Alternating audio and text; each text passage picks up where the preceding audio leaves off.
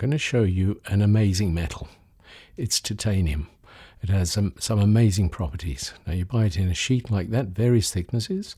You can buy it in tube and you can buy it in wire like that. Now the natural colour of titanium is that nice shiny bit in the middle there. But there's some magic that can be done with it. And I hope what you'll see soon will inspire you to come along and learn how to do it.